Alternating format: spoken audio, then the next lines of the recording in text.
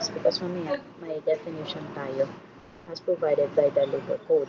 So when we say wages, wages is the compensation or the remuneration for the services rendered by remuneration being paid by the employer to the employee for the services rendered by the latter. Okay, so that is our definition of wages or simply the income payment for the labor. So let's focus first on the theory bago tayo mag-discuss application. So last time we discussed the demand of labor and supply of labor in a purely competitive market. And we say that the downward sloping demand curve or the downward sloping curve will be your demand curve for labor and your upward sloping curve is your supply for labor in a purely competitive market. And in a purely competitive market, we can determine the wage through the intersection. Okay? And through that intersection, we can now determine our equilibrium quantity. The quantity of labor that will be hired by the employer and will be supplied by the employees. Ma'am, Okay. Yes. excuse me po, medyo mahina po kasi sa end po namin yung audio niyo. Okay. Provide. Thank you po. Again, i-ano ko. Ayusin ko.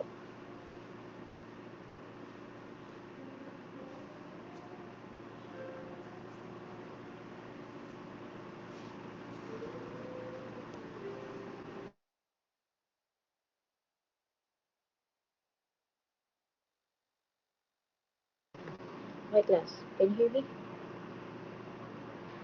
Yes, ma'am. How about this time? Mahina pa din? Opo. Okay, wait lang.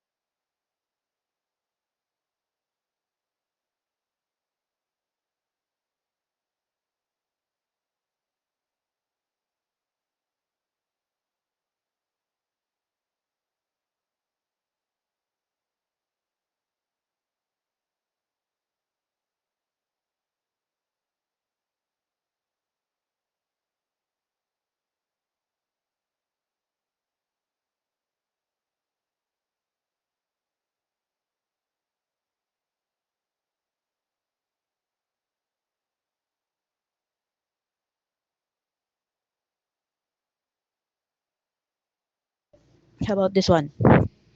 Okay na? Yes Yes po. po. Okay, o sige. Pinalitan ko lang yung aking earphone na ginagamit. Okay, let's continue. Again, let me just share my screen.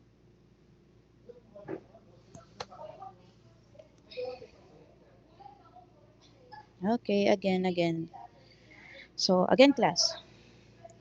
When we say wage, wage is the remuneration or the compensation for being paid by the employer to the employees for the use or for the services rendered by the latter. Okay, so that is how we define wages in economics. And last time we learned that we have a downward sloping demand curve for labor in a purely competitive market. And at the same time, we also have an upward sloping curve for your supply curve of labor. Okay? So the intersection of your supply curve and your demand curve for labor will determine the equilibrium wage and at the same time the equilibrium quantity of labor. The quantity of labor that will be hired by the employer and the quantity of labor that are being supplied by the workers in the market. So, in a purely competitive market, after determining the wage, um, the firm operating in such market will now follow the wage being set by the market. So we can say that in a purely competitive market, firms operating in such market are considered as wage takers. Kung maaalala nyo yung inyong microeconomics, okay, or basic economics, sa counterpart ng labor market, which is our product market, in a purely competitive market, yung firm na nag-ooperate doon is considered as price takers.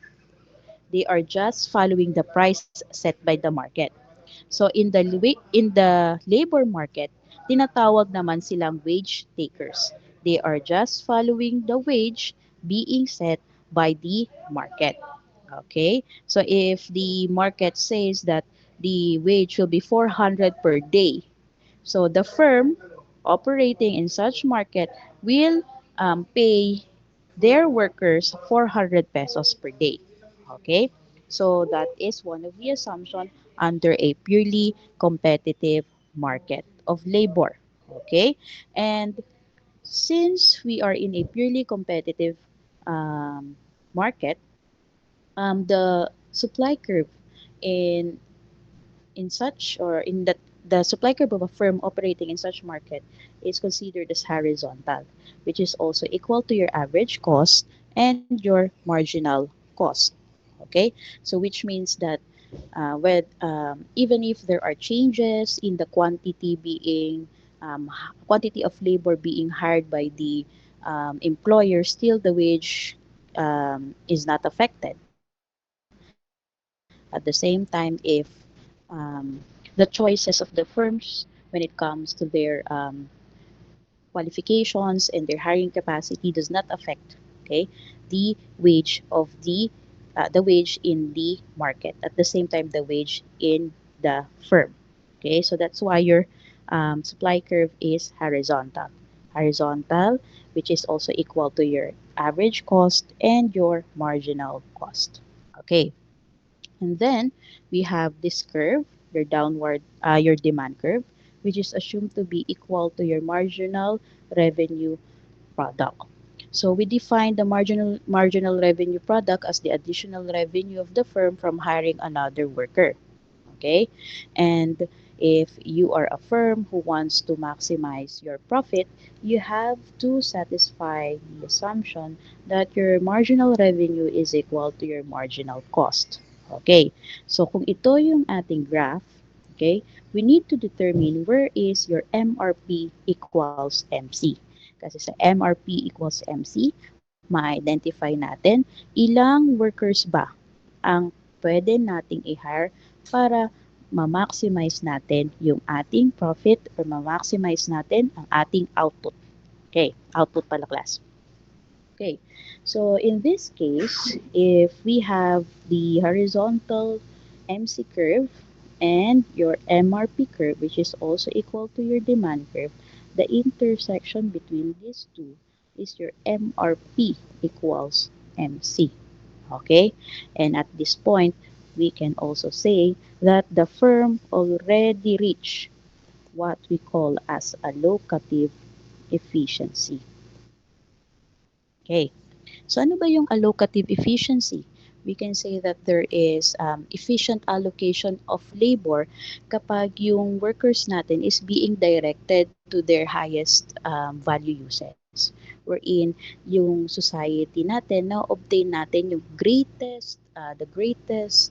um, greatest output that the number of um, labor na meron tayo or available tayo sa economy. Again, pag sinabi nating allocative efficiency, we efficiently allocate our labor laborer, and we directed them to their highest value uses, wherein the society obtain the greatest amount of output provided that we have this amount of labor available in the economy. Okay, so that is allocative efficiency. Okay, so um, so we through your MRP equals MC, we can now identify the output that can maximize our profit. So if this is your wage or your equilibrium wage, this will be the equilibrium quantity. Okay, so this is the way we determine our wage in a purely competitive market and in a purely competitive firm. For us to further understand this concept, kasi puro graph lang siya, let's have an example. Okay, so, so let's say the price of the product is 10 pesos. Okay, tatandaan class, nasa purely competitive market tayo and we assume that we are in the short run period. When you say we are in the short run period, we have the variable input and the fixed input that are being used by the firm in producing goods and services. At the same time, meron tayong tinatawag na law of diminishing marginal returns in this case. Okay? So again, class, we have 10 pesos as the price of the product. And let's say we have workers 1 to 6. 1, 2, 3, 4, 5, 6. And the first worker produced 5, 5 units of the output, while 2 workers produce 12 units of the output.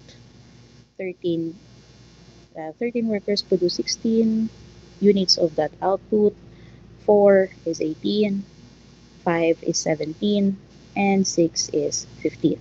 Okay, so that is the output produced by the workers. Okay, then we have the marginal product. We define marginal product as the additional output produced by the last worker. Okay, so that's why we have the formula TP sub 2 minus TP sub 1 over the variable input sub 2 minus the variable input sub 1. Okay? So, the variable input varies depende sa kung ano yung magiging problem, kung ano yung magiging example dun sa ating table. Okay? So, that will be your current total product minus the previous total product over the current variable input minus the previous variable input. Okay? So, if you are asked to get your marginal product, you just need to substitute the values na meron tayo dito sa ating table. So, by substituting all the values, we have 5, 7, 4, 2, 1, and negative 2 for your marginal product. Okay? Nasusundan pa ba, class?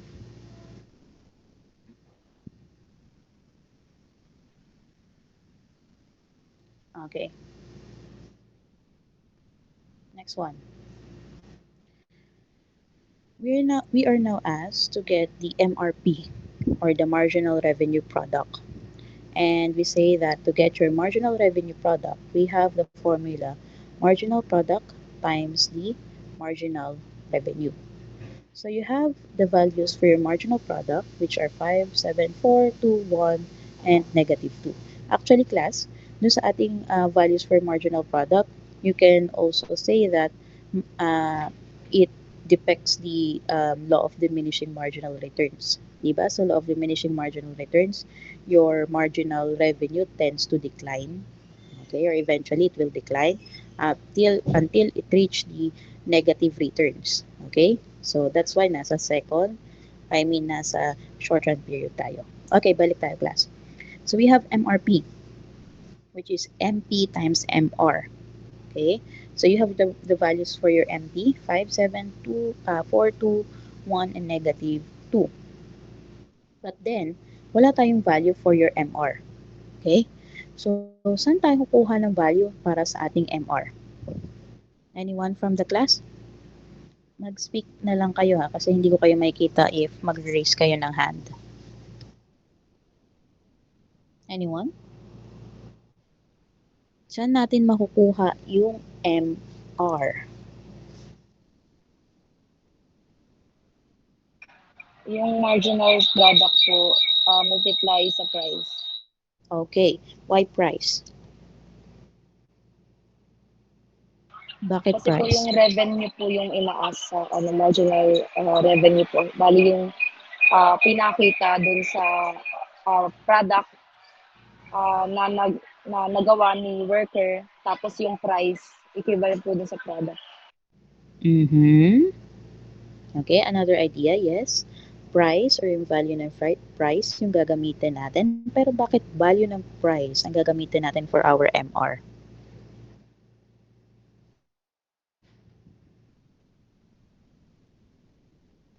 Anyone? Because ano po, in a purely competitive market, price is equals to marginal revenue po. Okay, that is the correct answer. Kaya in-emphasize natin yung uh, term na purely competitive market. 'Di ba? Sa isang purely competitive market, we can assume that your price or equilibrium price is equal to your marginal revenue. So therefore, kung wala tayong values for your marginal revenue, kukunin lang natin yung ating price. Okay? And then it will be multiplied sa inyong MP to get your MRP. So if the price is equal to 10, and your MP is 5, we have 50. Then we have 70, 40, 20, 10, and negative 20. So that will be your MRP. Okay, again, we say MRP, that is the additional um, revenue that a producer may earn provided that he hired another worker. Okay, then how about the wage? So you may notice the wage is 20 pesos, which is already predetermined by our market.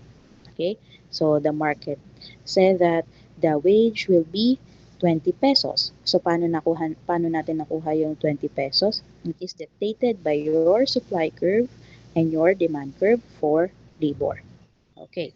And then, since it is a price taker, I mean, a firm operating in a purely competitive market is said to be a wage taker, and at the same time, the buyer is said to be price taker, i-copy lang natin yan or ifa-follow lang natin yan. That's why it is assumed that 20 pesos yung ating wage. Okay? So you may also notice that your supply curve is equal to your average cost and your marginal cost. Okay, so i-follow lang natin yung ginawa natin kanina that we need to satisfy MRP equals MC para ma-identify natin yung um, number of workers na kailangan nating i-hire para ma-maximize natin yung ating output.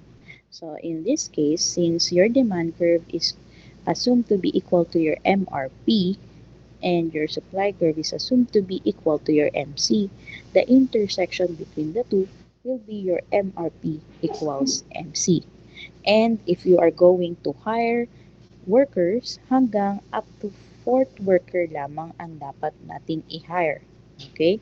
And we assume that at this point, meron tayong allocative efficiency. Okay? So, paano natin na-identify sa fourth worker? Tingnan natin yung ating table. Look at your MRP and your wage. Okay, bakit wage? Kasi we assume that the supply curve, the AC, and your MC as well as your wage, they are the same. Okay? So, therefore, pwede nating tingnan si MC, si W or si wage para mag-represent ng MC. Okay? And then, you have your value for your MRP. Tingnan nyo lang yung values dito wherein mag-equal si MRP at si MC. So, you will notice that at 20 pesos, I mean 20 pesos, or at 20 rather, you have your fourth worker.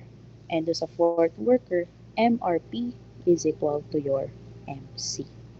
Okay? So therefore, dito natin ma-maximize yung ating output at maaari natin ma-maximize ang ating profit.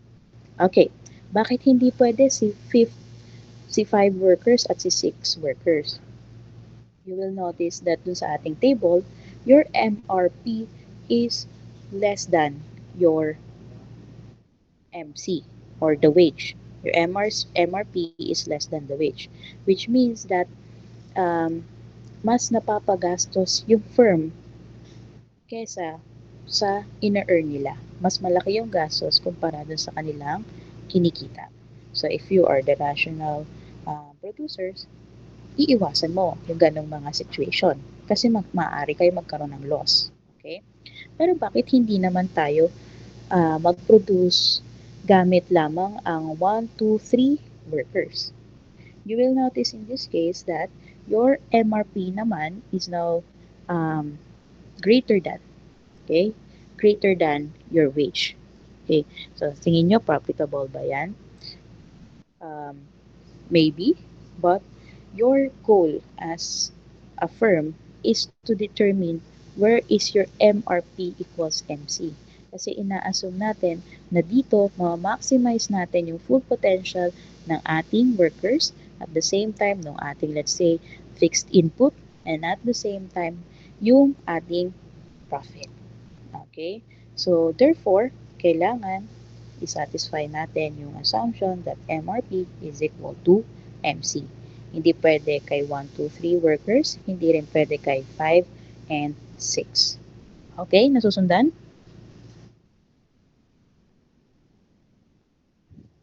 Okay. So, in this kind of market class, we assume that there is perfect mobility. When we say perfect mobility, um, pwede tayong magpalit ng job and hindi siya makaka-affect sa market. Okay? So for example, ayun yun ang maging economist and you want to be a lawyer. So you will quit your job as an economist and then papasok kayo sa trabaho bilang isang lawyer. Okay? So we assume that there is perfect mobility sa ganitong uri ng market. Okay?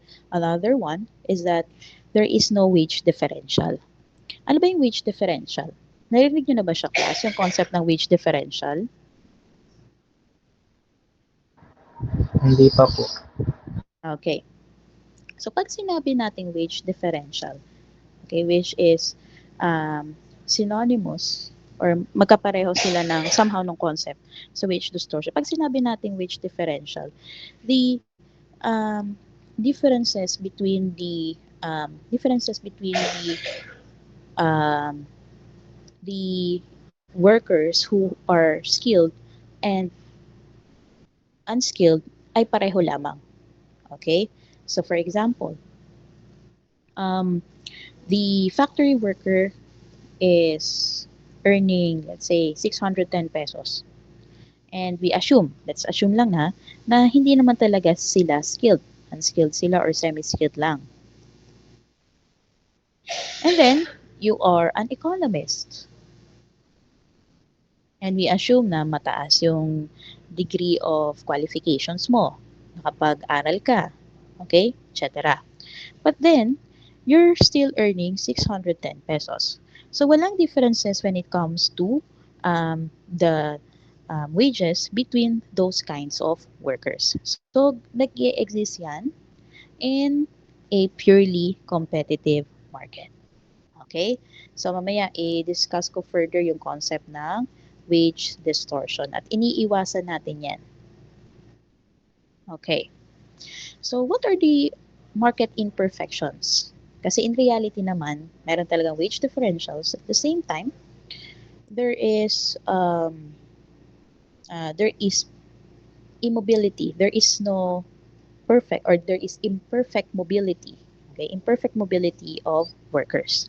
So first one, we have labor is not homogeneous. So, which means that we have different MRP. We have different core activities.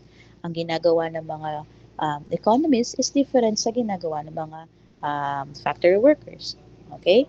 We also have a different supply of labor. Mas maraming supply of labor of skilled and semi-skilled and unskilled laborers kumpara sa mga skilled.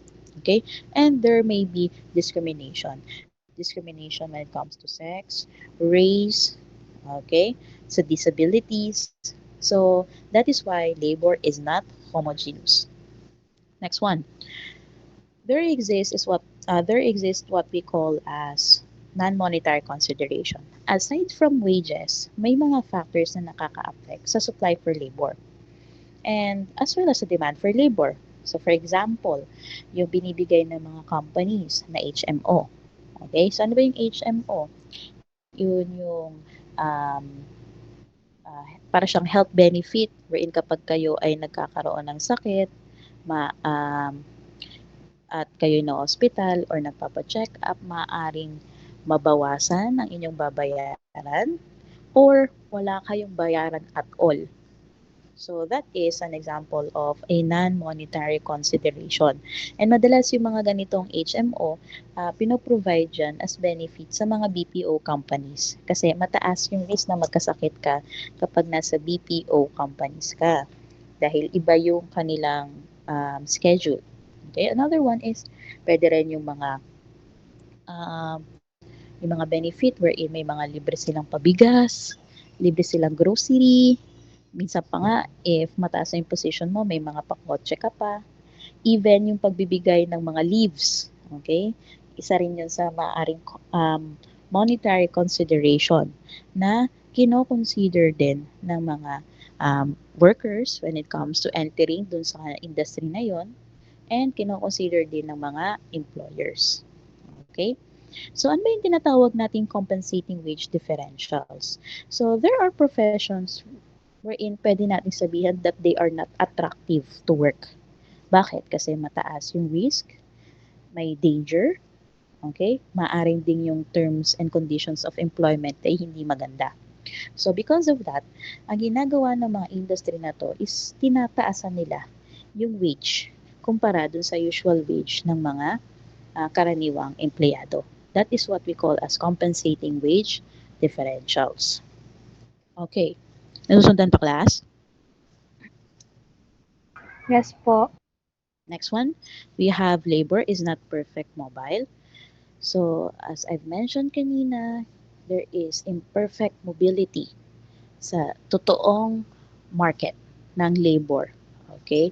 Because there may be occupational immobility. When we say occupational immobility, hindi ka naman makakapagpalit ng one job to another if yung occupation na yun requires skills, a different kind of skills. So for example, yung lawyer at saka yung economist, hindi ka naman pwedeng mag-quit sa job mo as an economist and maging lawyer kung hindi ka naman nakapasa ng bar, hindi ka naman nakapag 4-year, let's say 4 years na pumasok sa law school.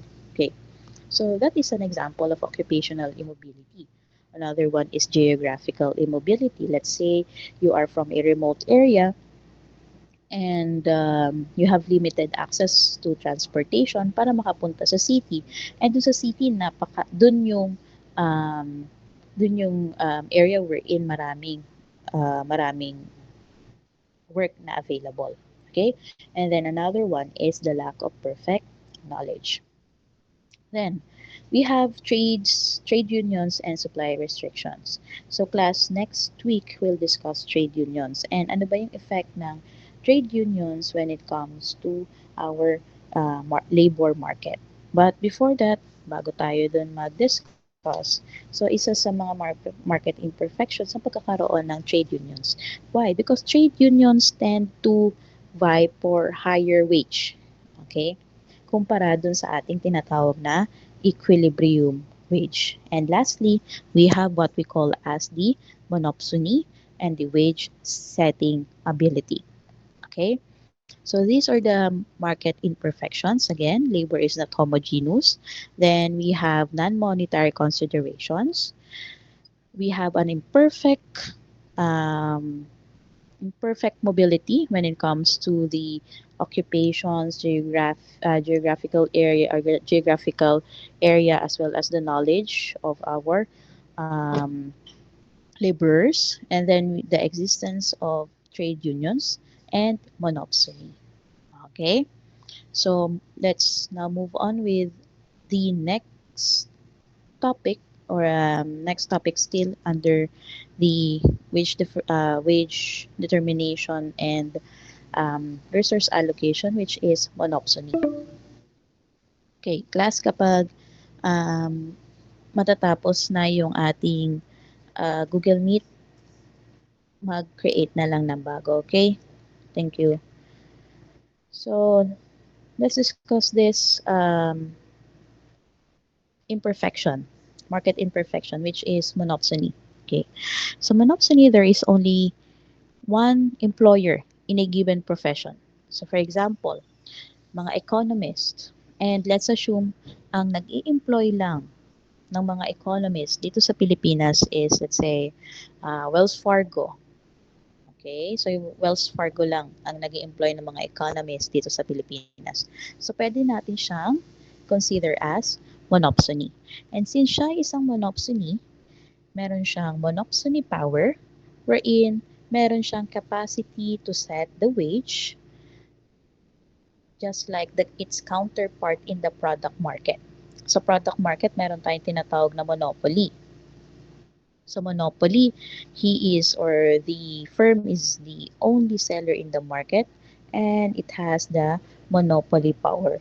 So dito, meron naman tayong tinatawag na monopsony power. Okay? At isa sa mga attribute niyan, yung pagkakaroon niya ng capacity to set the wage, kaya siya tinatawag na wage maker. But kahit siya wage maker, ma-maximize niya yung kanyang revenue at MRP equals MC. And you will notice that we have lower employment and lower wages kapag meron tayong monopsony. Okay? So let's look at the graph. So this will be your graph for a monopsony. Your supply curve is an upward sloping curve because we can say that uh, your supply, which is also equal to your wage and equal to your average cost, is a linear function. Okay?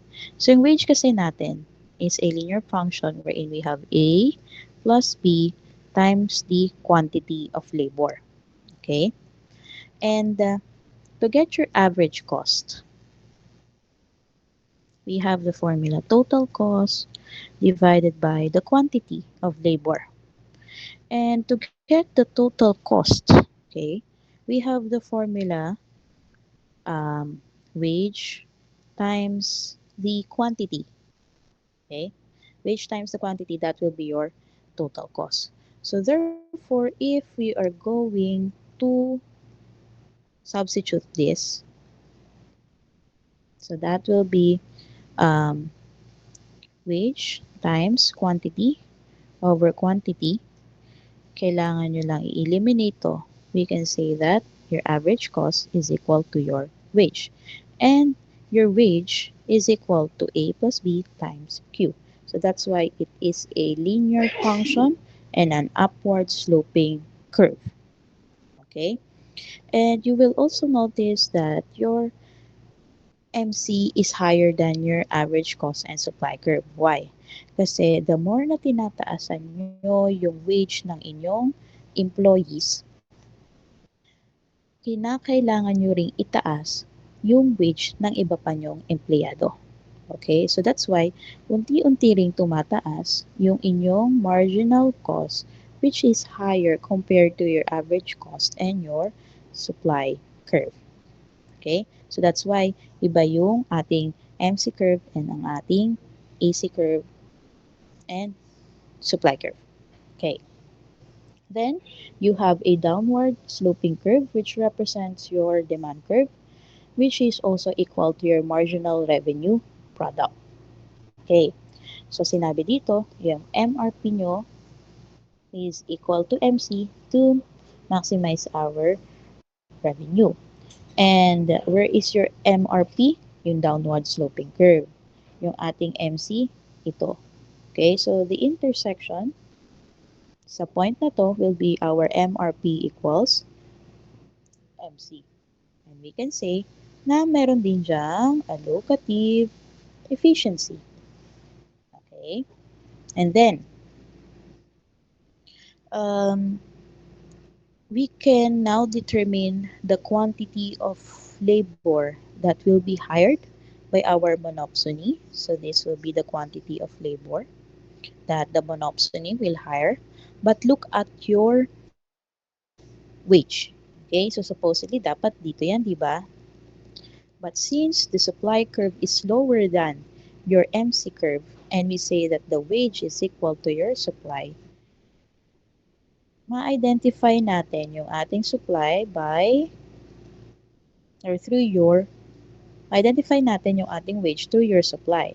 So therefore, if this is your supply curve, this is your wage, the wage in a monopsony. And you will notice that your wage in a monopsony is lower than the competitive wage, and the employment in a monopsony is lower than the competitive quantity of labor that a firm must employ. Okay, so again, class, in a monopsony, we have a lower employment and lower wage. And again, a monopsony is a sole employer in the labor market in a given profession. It is a wage maker at the same time. To maximize its revenue, you have to satisfy MRP equals MC. Okay? Nasusundan pa? Yes, ma'am. Okay. So tapos na tayo sa theory. Move naman tayo sa mga legal provisions that is pertinent to our topic. Okay. So how will we define wages under the labor code? So when we say wages, it is a remuneration or earnings, however designated, capable of being expressed in terms of money, whether fixed or certain in a time, task, piece, or commission basis, or method of calculating the same, payable by the employer to an employee, whether written or unwritten contract, whether under a written or a written contract of employment. So I want to emphasize, class, the word written and unwritten contract. So kahit verbal contract lang ang meron between sa inyong dalawa ni employer, as long as pumayag si employer at pumayag ka to enter the contract of employment, you are entitled sa wage kapag ikaw ay nagtrabaho na sa kanya. Okay? But then again, class, maganda pa rin or mas mabisang ebidensya ang pagkakaroon ng written contract. That's why yung iba sa inyo, yung mga nagtatrabaho na, before they start with their work, pumipirma sila ng kontrata. Yung iba naman sa inyo na magtatrabaho in the future after you graduate, you need to sign a contract um, embodying all the provisions, the terms and employment, kung kailan kayo mapoprobe, kung hanggang kailan ang probation nyo, ano yung mga wage ninyo or yung salary ninyo, etc. Okay? Yun yung nilalaman ng ating contract of employment. And wages, um, written or under or unwritten contract of employment for work done or to be done, for services rendered and to be rendered, and it includes fair, reasonable value of board, lodging, and other facilities customarily furnished by the employer to the employee as determined by the Secretary of Labor and Employment. Okay, class. There are two attributes of wages. First one is the cash, okay, and the second one is the facilities. Okay. Pag sinabi natin cash wage, it simply pertains to the money, yung cold cash, yung binabayad sa inyo directly na pwede nyo nang ipanggastos, okay, or ibili. So kasi, ang wages, binabayaran natin yan through legal tender. And ang legal tender natin dito sa Philippines is the coins as well as yung Philippine peso bill. Okay? Ang wages din, pwedeng bayaran or pwedeng ibigay through facilities. Okay? Pero hindi dapat laging facilities lang. Ha? Parang additional lang yung facilities. When you say facilities, it refers to the articles or services customarily given by the employer and the employee voluntarily accepted the same. So, ito yung mga board and lodging na ibinibigay sa inyo ni employer, okay, na sa tingin ni employer makakatulong sa inyo and for your benefit. So those are examples of facilities. Okay? So we have two attributes, the cash and facilities. So what is the difference between wage and salary? Pag sinabi nating wage, we are referring to the compensation for manual labor, skilled or unskilled, paid at stated times, measured by day, week, month, season. Okay? And at the same time, pag sinabi nating wage, it indicates considerable pay for a lower and less responsible character of employment. Okay? That is your wage. Ibig sabihin yan, binibigay natin or binabayaran natin most of the time dun sa mga manual labor, skilled or semi-skilled na mga empleyado. Okay? Pag sinabi naman nating salary, it denotes higher degree of employment or a superior grade of services, and it implies a position of office. So, contrast siya sa kung ano yung definition natin pagdating sa wage. And at the same time, pag sinabi nating salary, it suggests a larger and more important service. So, in layman's, pag sinabi nating wage, that maaari nating i-relate siya dun sa mga blue-collar jobs. And then, yung salary natin, and yung madalas binibigay sa mga empleyado sa mga offices. Okay. So, kasi they are assumed na larger and more important yung service nila. And at the same time, it implies a position of office. Okay? So, nakukuha pa ba yung difference between wage and salary?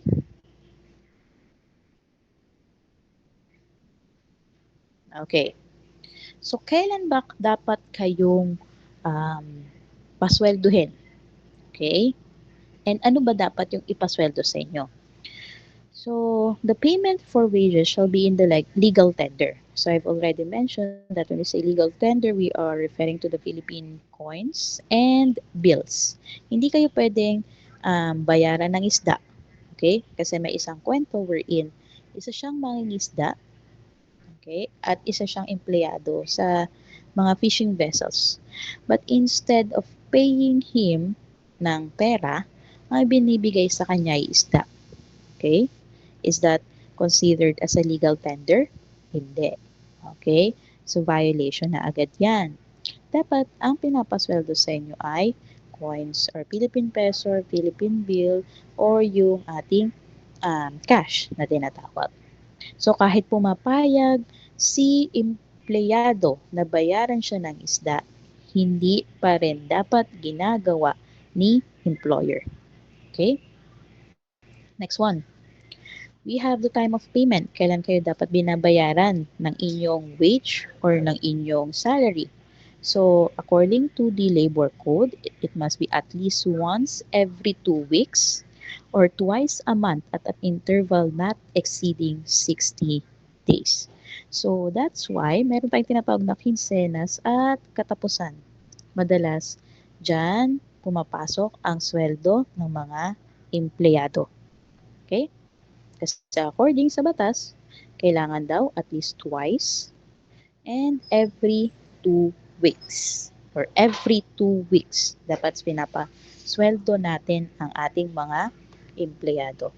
So, syempre class, itong mga binabanggit kong mga karapatan at mga provision under the labor code ay mag apply sa lahat ng empleyado except, okay, mga government employee. Okay, hindi natin i-exclude natin yung mga government employee dito class ha. Exclude din natin yung mga home workers na engaged sa needlework. When we say home workers, ito yung mga mananahe na parang kinokommission lang sila na gawin mo to, ang 10 peraso ay babayaran ko kapag every isang box na nagawa mo equivalent ay ganito. So ang tawag natin itong home workers. Then we also have yung mga domestic helpers. Okay? So excluded sila dito sa mga binabanggit ko.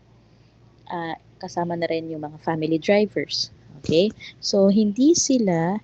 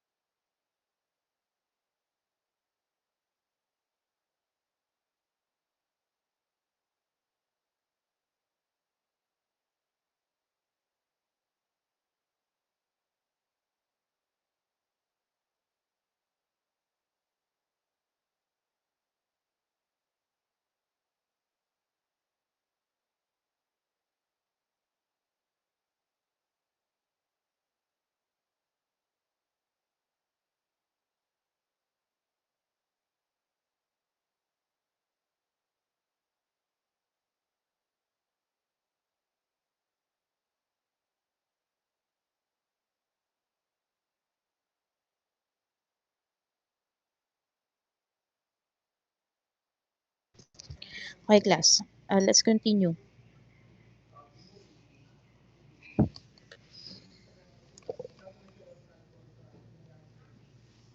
Okay.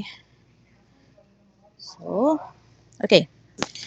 So again, sino yung mga hindi part ng or hindi cover ng discussion natin when it comes to provisions of wages under the labor code. First one ay yung mga government employees, pangalawa yung mga home workers, patatlo ay yung mga domestic helpers including family drivers, and then Pang-apat is the farm tenancy, yung mga nangungupahan sa mga farmlands. Okay? And then last one is yung mga parte ng mga kooperatiba. Okay? So, sila-sila yung mga excluded na mga individuals dito sa mga pinag-uusapan natin. But as a general rule, lahat ay cover. Lahat ng empleyado ay cover ng provision under the labor code. Okay? So, nasa na ba tayo? So, we have the time of payment that is at least once every 2 weeks or twice a month at intervals not exceeding 16 days. Always remember class that um, kapag napagtrabahuhan na ninyo ang inyong mga ang nakapagtrabaho na kayo, okay? And wala namang kayong mga requirements na or nakapag-comply naman kayo sa lahat ng nire-require sa inyo, you are already entitled to your wage. Okay? Kaya nga meron tayong kasabihan na a fair day wage for a fair day labor. Okay? That is a principle under labor. Okay. Ano naman yung concept ng wage distortion? Wage distortion is a situation wherein an increase in a prescribed wage results in the elimination or severe contraction of intentional quantitative differences in wage and salary rates between and among employee groups in an establishment as effectively obliterate the distinctions embodied in such wage structure based on skills, length of service, or other logical basis of differentiation. Sa madaling salita, when we say wage distortion, this is the disappearance or virtual disappearance of pay differentials between lower and higher position. Okay, balikan natin yung ating example kanina. Meron tayong factory worker who earns, let's say, 573 pesos a day. Sa firm na yon, merong isang supervisor na kumikita ng 615 pesos per day. Siyempre, mas mataas na kasi supervisor na siya. And then we have the manager na kumikita na let's say 800 pesos per day. Okay. But because of the imposition of the new um, rate or the new minimum wage rate, okay, nadadagdagan natin yung mga yung wages dito sa NCR up to 610 pesos. Si factory worker na isang minimum wage earner ay kumikita na ngayon ng 610 pesos a day. And you will notice that 5 piso na lang ang difference between your supervisor and the factory worker. Itong phenomena na to or itong situation na to, yung tinatawag nating wage distortion wherein nagkakaroon ng disappearance when it comes to pay differential. And nawawala yung um, line between the skills, the length of service, and logical basis of differentiation. Okay? That's why kapag nag-i-impose din ng minimum wage, tinitingnan din if it will affect the wages of those who are in the higher position. Kasi kapag tataas itong minimum wage, there is a necessity na kailangan tumaas din yung wage ng mga nasa higher position. Okay, so that is what we call as wage distortion. Okay, let's discuss the service incentive leave. Why do we need to discuss service incentive leave? Kasi leaves are part of wages under the law. Okay? And as a rule, kapag nakaisang taon na kayo sa inyong kumpanya, meron na kayong 5-day leave with pay. You are already entitled to a service incentive leave of 5 days. Okay. And ma'am, ano yung vacation leave? Ano yung sick leave? Okay? Yung vacation leave at sick leave, actually, class, wala siyang basis sa batas. Okay? Ang meron lang talaga tayo is a SIL. But itong vacation leave and sick leave, ibinibigay lang yan as part of the benefits, one of the benefits sa isang company. Okay? So, um, yung sick leave or yung vacation leave, maaaring kunin dito sa ating SIL. At pwede rin nila yang dagdagan. Okay? Kaya nga dun sa mga nakikita ko, sa mga kapag nagbo-browse ako and tinitingnan ko yung mga site na mga job street, Indeed, kasi dati tinitingnan ko yan, nilalagay nila dun. Plus, 15 days of vacation leave, 10 days of sick leave. Okay? Kasi part yan ng benefits nila. And yung SIL lang naman kasi ang ini-impose ng batas sa mga employer na dapat ibigay sa ating mga empleyado. Okay? O, syempre, nakaka-relate na dyan yung mga estudyante natin na nagwo-work na. Pero kayong mga di pa nagwo-work, in the future, mararanasan nyo rin yan. Yung gustong-gusto nyo laging naka-leave with pay. Okay? Normal hours of work. So, the normal hours of work is 8 hours. 8 hours lang. Kapag nag-exceed kayo dyan, you are entitled to overtime pay as a general rule. Okay? So, ano ba yung mga compensable working hours? Yung kahit wala kayong ginagawa, nasa loob lang kayo ng office, hindi kayo nagtatrabaho, part pa rin yun or compensable working hours pa rin yun. And ito pa yung mga working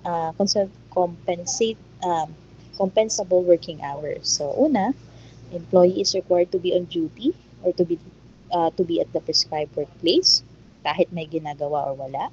When you suffered or permitted to work, rest periods or short duration during working hours which shall not be more than 20 minutes. Okay? So kapag nag-rest period kayo and hindi naman siya more than 20 minutes, that is considered as compensable. Then the meal periods which is less than 20 minutes. Okay. So bakit compensable working hour na yung mga meal periods natin?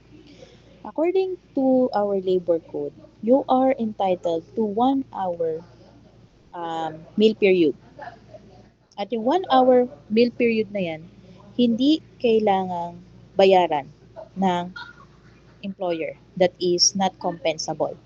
But kung pinagtrabaho kayo dun sa 1 hour na yon at ang meal period nyo lang is less than 20 minutes, okay, dapat compensable yung mga oras na supposedly nagre-rest lang kayo at supposedly kumakain lang kayo. Okay? So, that is your meal period. Another one, yung rest period nyo o yung rest period nyo should not exceed 20 minutes. Parang coffee break lang yan. Okay? Kapag hindi nag-exceed sa 20 minutes, that is considered as compensable. Okay? So, those are the compensable working hours. Okay. Let's have the night differential. So, you are entitled to a night differential pay of 10% kapag nagtrabaho kayo between 10 p.m. to 6 a.m. Okay? So, syempre, yung oras lang between 10 a.m. and 6 a.m. 10 p.m. and 6 a.m. yung bibigyan natin ng 10%. Kasi baka naman nag-start kayo magtrabaho ng 8 p.m. and then nag-out kayo ng 6 a.m. So yung 8 p.m. to 8 p.m. to 9:59, hindi pa yan entitled sa 10%. Okay? Yung 10 hanggang 6 a.m. yung entitled sa 10%. For every hour na nandun kayo between 10 p.m. to 6 p.m., entitled yan sa 10%. Kaya nga, ang computation nila dyan is times 110%. Okay? Next one, overtime work. So kapag nag-overtime work kayo, which means nagtrabaho kayo beyond 8 hours, you are entitled to overtime pay. Okay? So overtime pay, um, yung every hour na nag-overtime kayo, at least you are entitled to at least 25% on the regular wage. So for example, ang karaniwang oras natin is 8 a.m. to 5 p.m. Nagtrabaho kayo until 7 p.m. So yung 5:01 to 7 p.m., ko-compute natin yung 25% yan, 0.25. Okay? So, that is for your overtime pay. Ano yung difference niyan do sa premium pay? Pag sinabi nating premium pay, that is the additional compensation for work performed within the 8 hours on a days when normally he should be he should not be working. So for example, rest day niya o yung mga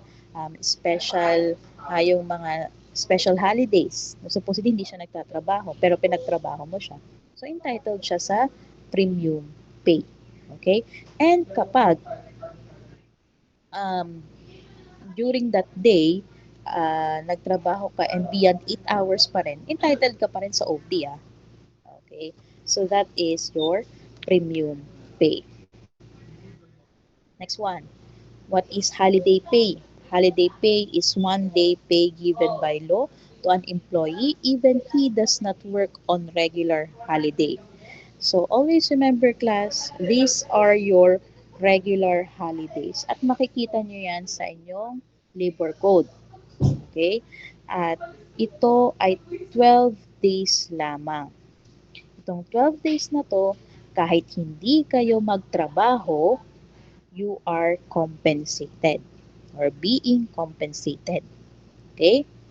Pero kapag nagtrabaho kayo during those days, you are entitled to 200% of your wage. So kung regular days nyo 500 kayo, hindi times 2, 1,000 kayo sa araw na yun. Okay? Kaya iba gusto magtrabaho during regular holidays. And yung iba namang mga employers, ayaw naman nila magpatrabaho during regular holidays. But then, you have your special non-working holidays. In this case naman, okay, this is not found in your labor code. And kapag hindi kayo nagtrabaho, you may not be compensated. Okay? Depende na lang sa kung ano yung policy na company. But most of the time, kapag di kayo nagtrabaho during these days, um, wala kayong bayad. Okay? Pero kapag nagtrabaho kayo, you're entitled to at least 30% of the premium pay. Okay? Premium pay plus your regular wage. So, para mas ma-appreciate natin, ito yan, yung difference nila. Pag regular holiday, unwork, compensated pa din. Special holiday, hindi compensated. If work, 200%. Kapag nagtrabaho ka, 30% plus yung 100% of your regular wage. So, limited lamang sa 12 holidays yung regular holiday natin. Pag special holiday, depende yan sa kung ano yung ina-announce. Okay? Kasi maaaring base yan sa batas, sa ordinance, o yung mga executive order na inilalabas ng presidente. Okay? So that is the difference between regular holiday and special holiday. Mahalagang tandaan ninyo to, especially kapag kayo ay nasa private firm. Kasi sa government, wala namang problema yan eh. Okay?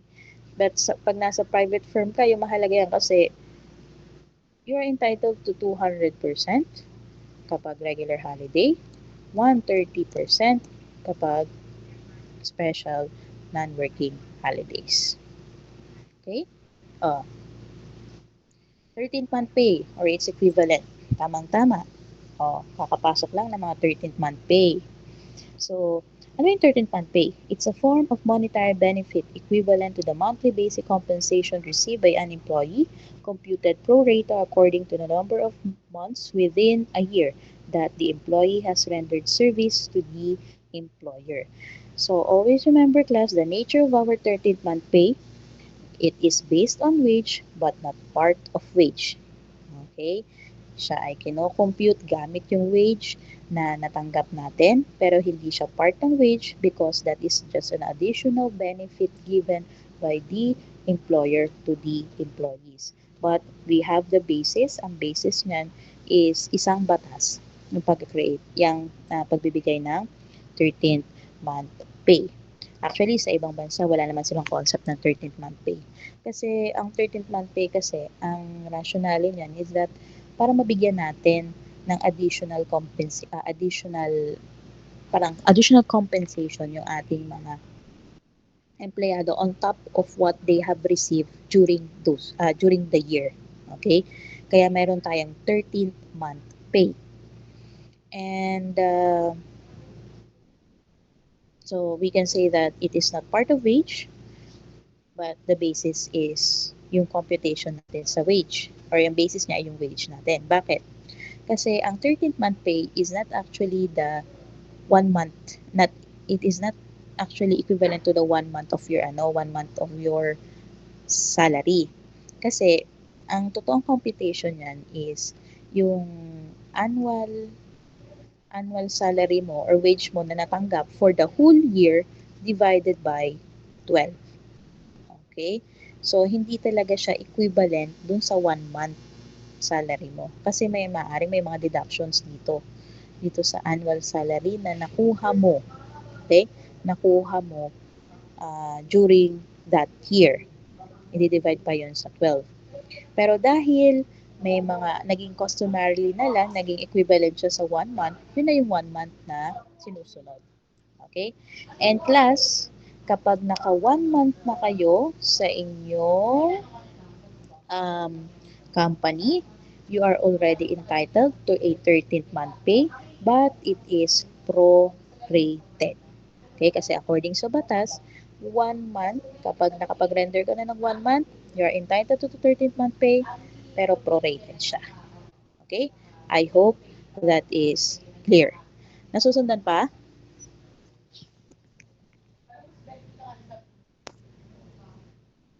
Class. Nasusundan pa? Yes, ma'am. Okay. So, matatapos na or malolobat na yung aking gadget.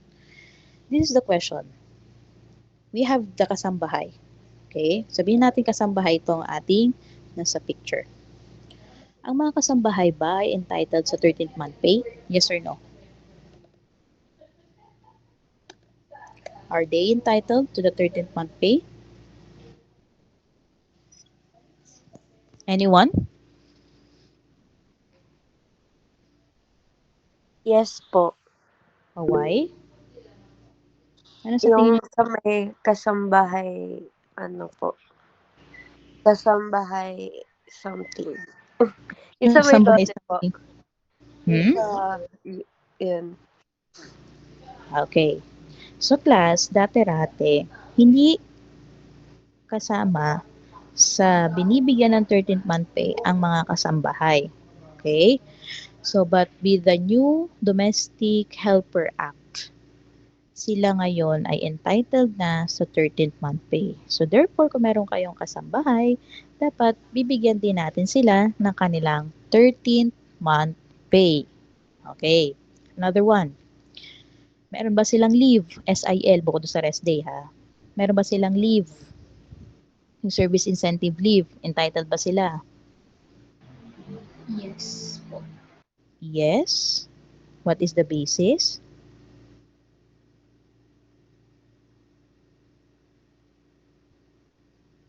Ano kaya yung basis ng pagbibigay sa kanila ng service incentive leave?